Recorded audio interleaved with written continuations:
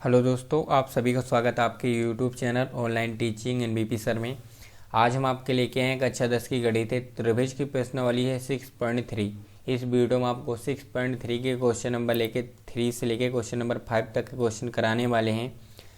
ये video number 52 है। अगर अभी तक आपने हमारे पीछे की वीडियो नहीं देखी है तो आपको जाना हमारे चैनल पे। आप जैसे चैनल पे क्लिक करोगे तो आप यहाँ पहुँच जाओगे। यहाँ पे आप देखोगे आके तो यहाँ पे आपको एक प्ले लिस्ट दिखेगी। आप जैसे ही प्ले लिस्ट पे क्लिक करोगे तो आपको मिलेगी कक्षा 10 की गणित। तो आप जब कक्षा 10 की गणित पे जैसे ही क्लिक करोगे आपको सारी वीडियो जितनी हैं आपको पीछे से मिल जाएंगी। आप सारी वीडियो देख सकते हैं। आपको बता दें कि इस चैनल पे आपको 9 से 12 तक की मैथ पढ़ाई जाती है। अगर आप मैथ पढ़ना चाहते हैं बहुत ही अच्छे से तो इस चैनल को आपको सब्सक्राइब कर लेना है और साथ में बेल आइकन और बटन दबा लेना है, जिससे कि आने वाली हमारी हर वीडियो आप तक आसानी से पहुंच सके। तो चलिए वीडियो को शुरू करते। तो देखिए ये तीसरा नंबर क्वेश्चन है। कह रहा है समलंब ABCD जिसमें AB समांतर DC है के विकर्ण AC और BD परस्पर O पर प्रतिच्छेदित करते हैं। दो त्रिभुजों की समरूपता कसौटी का प्रयोग करते हुए दर्शाइए कि OA बटे का OC बराबर के OB बटे का OD है। तो ये समलंब आपको ऐसे बना लेना है, क्योंकि समलंब में देखिए यहाँ पे ये जो है DC भुजा, ये जो DC भुजा है यहाँ पे कहा है AB के समांतर तो है AB के समांतर, और जो इनके विकर्ण है AB और OD परस्पर O पर प्रतिच्छेदित करते हैं। इतना आपको बना लेना है। उसके बाद ये जो हमने E और F की रचना की इसको अपने तरफ से मानना है। आप चाहे केवल E तक ही मान सकते हैं, आप चाहे पूरी EF में मान सकते हैं, क्योंकि हमने पीछे इस प्रकार के त्रिभुज में ही 2 क्वेश्चन आपको कराए हैं। दोनों सब जितने क्वेश्चन थे इसके दोनों एक ही तरह लगे, ये भी उसी तरह लगेगा, क्योंकि वही सिद्ध ही करना है। तो हम चाहे तो यहाँ से E और F तक मान लीजिए, चाहे आप O से E तक मान लीजिए। आपको इस साइड से आप लगा सकते हैं, इस भुजा से और इस भुजा से। ये सवाल केवल इस भुजा से आपको लगाना है। जिस भुजा पे आपने ये रचना की है O से E को मिलाया है, केवल उसी भुजा से क्वेश्चन को आप लगाना है। आप चाहे इधर से भी लगा सकते हैं। तो हमने 2 क्वेश्चन में इसी भुजा से लगाया तो इस भुजा से ही लगाएंगे। आपको हमने पीछे ही बताया कि ये भुजा 2 बार दोनों त्रिभुजों में आनी चाहिए। एक बार ऊपर की साइड ले जाओगे, एक बार नीचे की साइड। तो जो ये भुजा है, एक बार आपको ये ऊपर की साइड जो त्रिभुज बन रहा है, इस भुजा से दोनों त्रिभुज जो बन रहे हैं, दोनों त्रिभुज को हमें लेना है। तो देखेंगे एक बार ये त्रिभुज बनेगा, कौन सा बनेगा, तो ADC। तो ADC एक बार बनेगा इस भुजा से, और इसी भुजा से अगर हम देखें तो एक नीचे की साइड त्रिभुज बनेगा। और त्रिभुज का क्या नाम तो लिख लेते। तो देखिए एक तो नीचे की साइड बनेगा ये त्रिभुज जो बन रहा है एक नीचे की साइड बन रहा है उसी भुजा से। तो इन दोनों त्रिभुज को लेके हमें इस क्वेश्चन को सोल्व करना है। आपको याद रखना है कि जिस भुजा पे आप रचना करोगे उससे 2 त्रिभुज बनेंगे, उन तीनों त्रिभुज से ही क्वेश्चन लगने वाला। तो सबसे पहले आप चाहे ऊपर वाला त्रिभुज लीजिए चाहे नीचे वाला, तो कोई भी त्रिभुज लीजिए, क्वेश्चन लग जाएगा। तो चलिए हम इसको सोल्व करते हैं। तो चलिए देखिए हम लिखेंगे सबसे पहले हल यहाँ लिख लेंगे कि समलंब ABCD है। क्या है तो लिखेंगे समलंब ABCD है, जिसमें लिख लेंगे, क्योंकि जो ऊपर दिया है जिसमें AB समांतर क्या है DC है के विकर्ण जो हैं AC। जो विकर्ण का नाम क्या है, एक का नाम AC है और एक का नाम क्या है BD। विकर्ण AC और BD पर स्पर्श, तो लिख लेंगे पर स्पर्श O पर प्रतिच्छेदित करते हैं। तो O पर क्या करते हैं, तो प्रतिच्छेद करते हैं। और हमने आगे क्या किया है तो देखेंगे कि हमने AB के समांतर, या आप OC का मान लो, OC और AB के समांतर हमने एक भुजा खींची है, जिसका नाम हमने क्या दिया है E से O। क्योंकि ये देखिए AB और AC या क्या है CD, DC आप मान लो DC या CD के समांतर हमने एक भुजा खींची क्या AB। तो यही लिख लेंगे कि हमने CD या DC समांतर AB के एक भुजा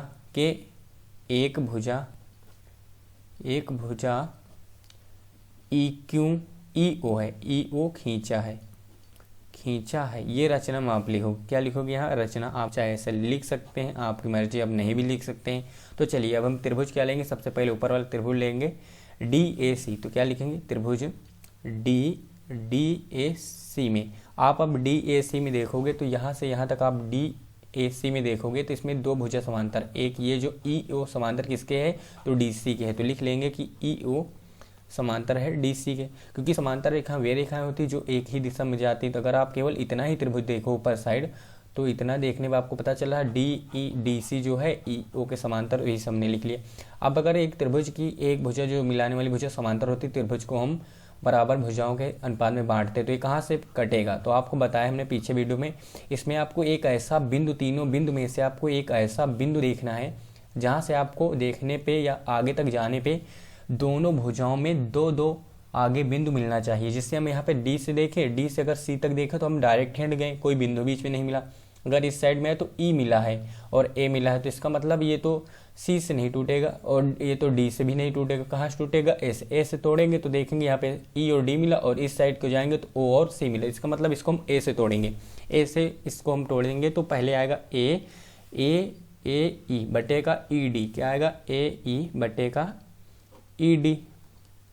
और इधर इस साइड आ जाएगा ए ओ बटेगा ओ सी, तो लिख देंगे ए ओ बटेगा ओ सी, या आप ओ ए बटेगा ओ सी लिखो, बात वही होती, तो यहाँ लिख देंगे ओ ए बटेगा ओ सी। इसको हम समीकरण नाम 1 देंगे। अब देखिए, अब पहले से हमने ऊपर की साइड की भुजा को मान लिया, अब नीचे की साइड की भुजा के इसी हिसाब से लेंगे। तो नीचे की साइड को कौन सा त्रिभुज बनेगा? जब अगर हम नीचे की साइड को देखें तो इस साइड को जो त्रिभुज बनेगा उसका नाम क्या होगा? तो ए डी बी में। तो हम लिखेंगे त्रिभुज आप लिख सकते हैं डी ए बी में, डी ए बी में। और इसमें कौन सी भुजा किसके समांतर? अगर ऊपर से यहाँ तक केवल नीचे तक देखोगे तो ए बी समांतर क्या है? ई ओ। तो अब लिखेंगे कि ए बी समांतर है ई ओ समांतर है। तो अब इसको कहाँ से तोड़ेंगे हम? तो इसको देख लेते हैं, इसको भी हम कहाँ से तोड़ेंगे? तो इसको हम ए से ही तोड़ेंगे, क्योंकि यहाँ से अब की यहाँ से डी से टूटेगा, क्योंकि डी से तोड़ेंगे तो यहाँ पे ओ और बी मिलेगा, ई और ए मिलेगा, तो डी से टूटेगा। तो डी ई बटेगा ई है, क्या आएगा? डी ई बटेगा ई ए। और बराबर इस साइड क्या आएगा? इस साइड आएगा डी ओ बटेगा ओ बी। तो लिखेंगे डी ओ बटेगा ओ बी, आप लिख सकते हो ओ डी बटेगा ओ बी। तो इतना हो जाएगा।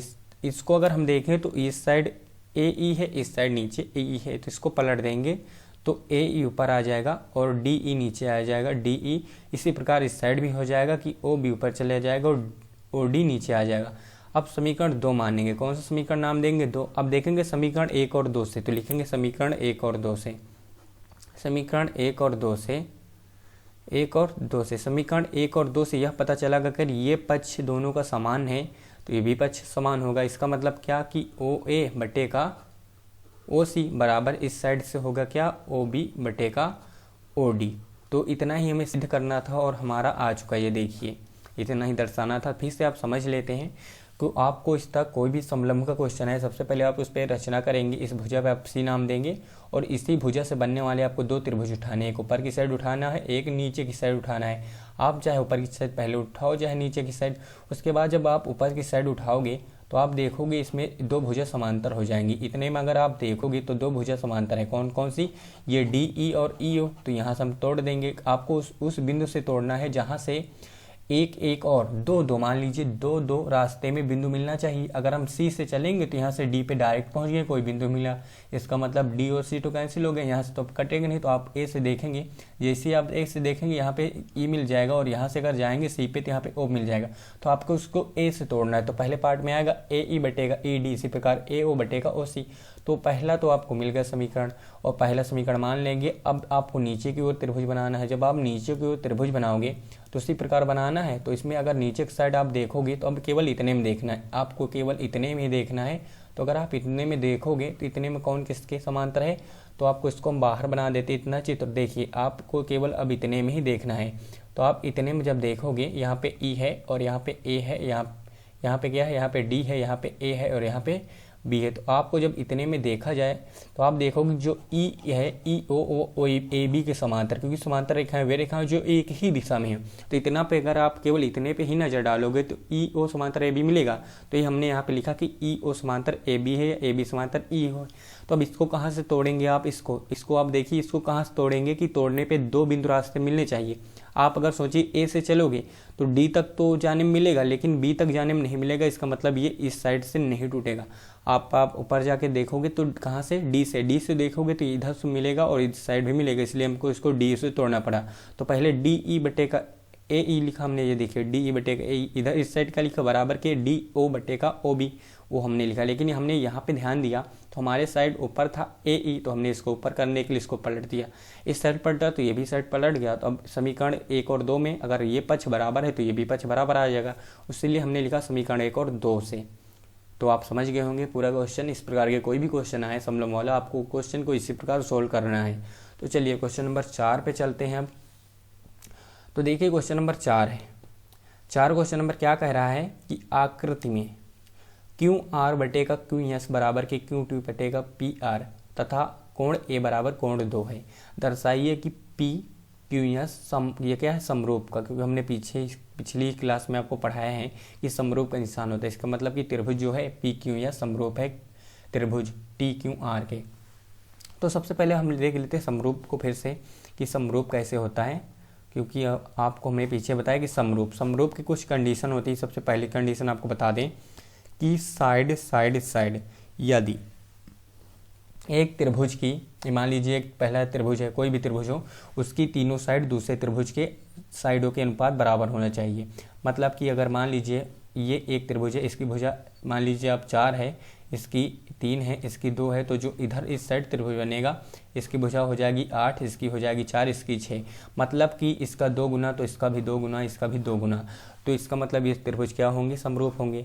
हमने पिछली क्लास में आपको समझाया है इस प्रकार कि। और दूसरी अगर हम बात करें, अगर समरूप को हो गया साइड मतलब कि तीनों साइडों का अनुपात क्या होगा, दूसरे त्रिभुज से बराबर होगा। और दूसरी कंडीशन की बात करें कि एंगल मतलब तीनों कोण बराबर हो। तो आपको पता है कि पहले त्रिभुज और दूसरे त्रिभुज के तीनों कोण समान है तो त्रिभुज समरूप होगा। और तीसरी कंडीशन 3 कोण ना हो तो 2 कोण समान हो, 2 कोण समान होंगे तब भी त्रिभुज क्या होगा, समरूप होगा। और चौथी कंडीशन आपको बता दें कि साइड एंगल साइड, ये बहुत इंपॉर्टेंट है। और इसके बाद ये भी इंपॉर्टेंट है कि एंगल साइड एंगल साइड और ये एंगल साइड एंगल, ये क्या होता है कि साइड एंगल साइड। जैसे कि मान लीजिए यहाँ पे हम एक त्रिभुज बनाए, ये त्रिभुज बनाए और यहाँ पे एक कोण ले ये, तो इसकी दोनों साइड बीच का कोण है, देखिए यहाँ पे क्या है, साइड एंगल साइड मतलब बीच में एंगल है, मतलब बीच का कोण अगल बगल की दोनों साइडें।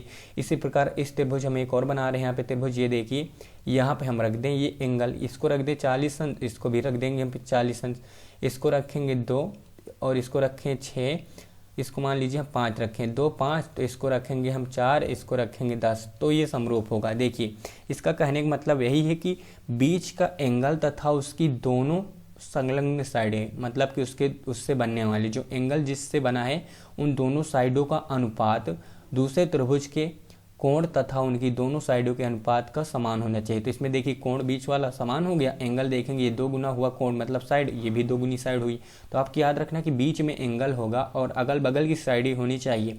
ये साइड ये नहीं कि ये यहाँ पे 4 दे दे तो ये क्वेश्चन गलत हो गया, समरूप नहीं माना जाएगा, क्योंकि बीच में कोण और दोनों उसकी साइडें होनी चाहिए। अगर हम लास्ट की बात करें, जो हमने लास्ट में लिखा है एंगल साइड एंगल, जो हमने लिखा है इसका मतलब क्या होता है कि एंगल, 2 एंगल और बीच की साइड, जैसे कि हम एक त्रिभुज में दिखा दे रहे हैं आपको, कैसे इसको समझेंगे आप।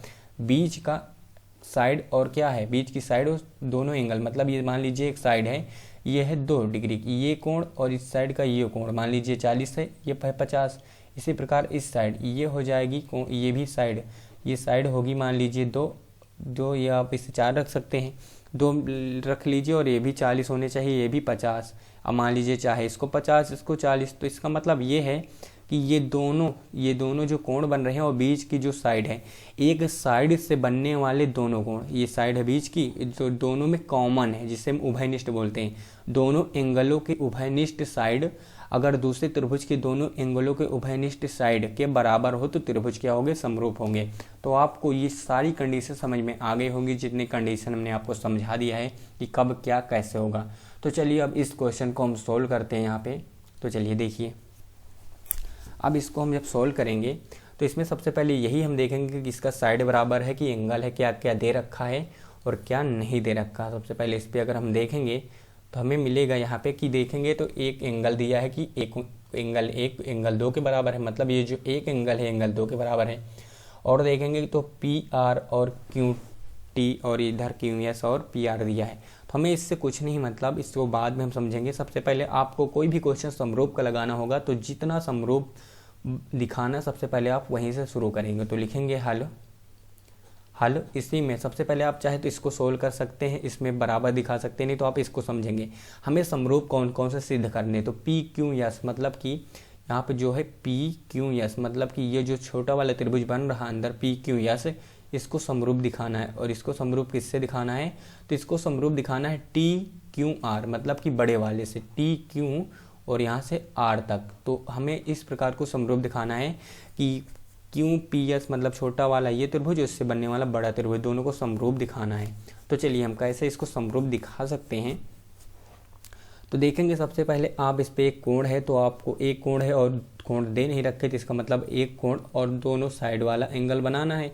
तो साइड एंगल साइड बनेगा तो दोनों साइडों को बराबर दिखाना। साइड यहाँ से आएंगी क्योंकि यहाँ पे दे रखा कि क्यू आर बटेगा क्यू एस मतलब कि क्यू आर, यहाँ पे देखिए क्यू और यहाँ से आर बटेगा क्यू एस मतलब इतना दिया है और इसको दिया। तो चलिए इसको हम सोल्व करेंगे। तो देखिए हमें यहाँ पे जो हमें दे रखा है लिख लेंगे, दिया है कि क्यू आर, क्या दिया है क्यू आर बटेगा क्यू एस बराबर किधर क्या है, दिया है क्यू टी बटेगा पी आर। हमें इससे कुछ नहीं मतलब, हमें एक त्रिभुज की दोनों साइडों का अलग करना है। तो एक त्रिभुज के इसके जो दोनों साइड हो पहले इसको अलग कर लेते हैं। तो बड़े वाले की देखेंगे क्यू आर, तो क्यू जो आर है क्यू आर ये बड़े वाले त्रिभुज की है क्योंकि यहाँ से बड़े वाले त्रिभुज की क्यू आर, तो हम क्यू टी नीचे कर दें क्योंकि क्यू और टी ये दोनों बड़े के हैं। तो बड़े वाले बड़े नीचे करेंगे तो देखेंगे क्यू आर बटे के आ जाएगा क्यू टी और इसको इस साइड ट्रांसफर कर देंगे तो क्यू एस बटे का पी आर बनेगा। इतना आपको समझ में आ गया होगा। इसको हम समीकरण 1 मान लेते कुछ देर के लिए, क्योंकि हमने क्या किया है कि दोनों साइडों का अनुपात निकालना था। तो इसलिए बड़े वाले त्रिभुज के दोनों साइड है, यहाँ से पता चल गया कि हमारे पास पहला क्या है क्यू आर, तो इसका मतलब क्यू आर तो बड़े वाले त्रिभुज की दूसरी साइड होनी चाहिए नीचे, लेकिन नीचे जो है क्यू एस है मतलब छोटे वाले की, तो छोटे वाले यहाँ पे था इसको ट्रांसफर कर दिया, बड़ी वाली क्यू थी इसको यहाँ पे रख दिया गया। अब हम देखेंगे तो हमारे पास दिया है कि कोण 1 बराबर कोण 2 है।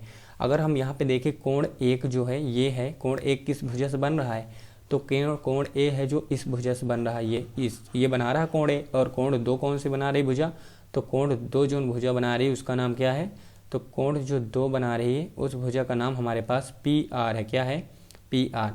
तो जो कोण अगर कोण बराबर होते हैं तो उनकी संगत भुजाएं भी बराबर होती हैं। तो लिख लेंगे यहाँ पे एक कोण का क्या भुजा है, संगत भुजा क्या है पी क्यू, तो इसका मतलब कि पी क्यू ये बराबर होगी किसके, पी आर के। तो यहाँ पे लिख लेंगे पी और आर कैसे बराबर होंगी, क्योंकि अगर कोण बराबर होंगे संगत भुजाएं भी बराबर होगी। एक कोण की भुजा क्या थी पी क्यू और दूसरे कोण की भुजा थी पी आर, तो चाहे आप लिखो पी आर बराबर के पी क्यू, ये हम इसमें रख देंगे। तो देखिए जहाँ पे पी आर है यहाँ पे क्या रख देंगे पी क्यू, तो आप यही लिखोगे कि यहाँ पे संगत भुजाएं की, संगत कोण के संगत भुजाएं लिखोगे, संगत भुजाएं के क्या लिखोगे, संगत कोण की संगत भुजा इतना आपको लिखना है, संगत कोण की संगत भुजा बराबर होती है। तो अब रख देंगे हम पी आर के दर पे क्यू पी क्यू, तो देखेंगे क्यू आर बटेगा क्या है क्यू टी है और बराबर के क्यू एस बटेगा यहाँ पे आ जाएगा पी क्यू। अब आप देखोगे तो पी आर मतलब कि छोटे वाले त्रिभुज में या बड़े वाले त्रिभुज में देखोगे पी आर क्या है क्यू आर, तो क्यू आर कहाँ तक होगा, तो क्यू से लेके आर तक मतलब कि बड़ा हो गया, और नीचे इधर क्या होगा क्यू टी, ये बराबर होगा कि इसके क्यू एस मतलब कि छोटे वाले के क्यू एस और क्यू पी मतलब कि बड़े वाले के 2 भुजाएं और छोटी वाली के 2 भुजाओं का अनुपात हमारे पास मिल गया और ये बीच का एक कोण भी हो गया। तो ये एंगल हो गया और ये साइडें हो गई दोनों, जिसका मतलब किसके, तो लिखेंगे त्रिभुज समरूप हो गए। तो अब आप आंसर लिख देंगे अपना कि त्रिभुज पी क्यू एस समरूप है त्रिभुज टी क्यू आर, और कौन से नियम से है, तो लिखेंगे चूंकि साइड एंगल साइड से 2 साइड और एक एंगल से समरूपता नियम से, साइड एंगल साइड समरूपता नियम से आपको इतना ही लिखना है कि समरूपता नियम से समरूप है पी क्यू एस त्रिभुज टी क्यू आर समरूप है। कौन से नियम से है, तो साइड एंगल साइड समरूपता नियम से। कैसे है फिर से देख लेते तो देखिए हमारे पास इतना दे रखा था, हमें इसका मतलब साइड से निकालना है क्योंकि एक एंगल है तो दोनों साइड को बनाना है। तो बड़े वाले त्रिभुज में अगर हम देखें तो हमारी बड़े वाले त्रिभुज की जो साइड है क्यू टी और क्यू आर और टी आर है, तो लेकिन यहाँ पे देखें तो क्यू आर है हमारे पास, तो क्यू आर जब है ऊपर तो नीचे भी बड़े वाली ही त्रिभुज की भुजा होनी चाहिए। बड़े वाली त्रिभुज की एक क्यूटी है और क्यू आर, तो अगर क्यूटी देखा हमने ऊपर है तो इसको हमने नीचे कर लिया इस साइड और इसको इधर भेज दिया। अब अगर इसमें फिर से देखें तो क्यू और एस इसका छोटी भुजा है, लेकिन जो हमारे पास पी आर है वो ये दे रखा पी आर, तो हमने देखा कि संगत भुजाओं के संगत कोण लग रहे हैं अगर, तो इसके जगह हमने ये रख दिया, तो दोनों साइडों का अनुपात बराबर आ गया। एक एंगल पहले से ही दे रखा था तो एंगल ये बन गई, साइड ये बन गई, तो इसीलिए साइड एंगल साइड इससे त्रिभुज क्या हो गए, समरूप हो गए। तो आंसर में आपको यही लिखना है कि त्रिभुज पी ओ एस समरूप हैं त्रिभुज टी क्यू आर, यही था टी क्यू आर, देखेंगे टी क्यू आर था। और कौन से नियम से, तो आप लिखेंगे चूक में साइड एंगल साइड समरूपता नियम, समरूपता नियम से। तो ये हो गया आपका दूसरा क्वेश्चन। चलिए अब तीसरे क्वेश्चन में चलते हैं। तो ये है पांचवा क्वेश्चन है, क्योंकि हमने पीछे आपको 3 और क्वेश्चन नंबर 4 करा दिए। पांचवा क्वेश्चन है, कह रहा त्रिभुज पी क्यू आर की भुजा पी आर और क्यू आर क्रमशः एस और टी बिंदु पर स्थित हैं, और यहाँ पे की पी कोण बराबर के कोण टी आर टी एस है, तो दर्शाइए कि त्रिभुज आर पी क्यू और त्रिभुज क्यू आर टी एस समरूप हैं। तो कुछ नहीं करना, हम लिखेंगे हल, और जो हमें यहाँ से चालू कर लिख लेंगे। सबसे पहले दिया है क्या दिया है, तो हमारे पास कोण P बराबर है कोण RTS के, इतना दिया है। और हम इस क्वेश्चन को लगाने से पहले अब देखेंगे इसमें कोई भुजा तो दी नहीं बराबर, तो कोण ही निकालना पड़ेगा। यहाँ से हम देखेंगे, लिखेंगे हल, त्रिभुज लिखेंगे कि त्रिभुज RPQ और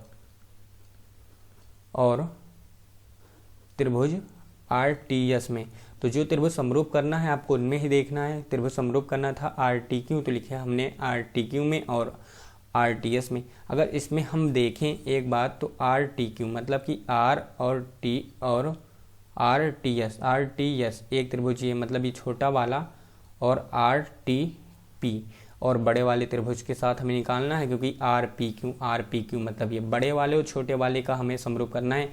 अगर एक बात आपको इसमें देखोगे तो ये P कोण है जो ये T कोण के समरूप है, मतलब बराबर है, तो लिखेंगे कोण P बराबर के कोण RTS, इतना दिया, मतलब एक ये एंगल आपको मिल गया। अब दूसरा एंगल हम यहाँ से निकाल सकते हैं कि जो है दोनों त्रिभुज का जो R है, R यहाँ पे उभयनिष्ठ है, क्योंकि R से ही बन रहा है, क्या देखेंगे आप, R से ही बन रहा है RPQ, यहाँ पे आप देख सकते हैं R और यहाँ पे भी R है, इसका मतलब R दोनों में उभयनिष्ठ है। लिखेंगे कोण R बराबर के कोण R, और R क्या है, तो चूंकि R है उभयनिष्ठ, तो R उभयनिष्ठ है, तो R बराबर है, तो लिख देंगे कि त्रिभुज RPQ समरूप है त्रिभुज RTS के, चूंकि कौन से नियम से है, तो डबल एंगल समरूपता नियम से। तो डबल एंगल समरूपता नियम से त्रिभुज क्या होगा, समरूप हो गया।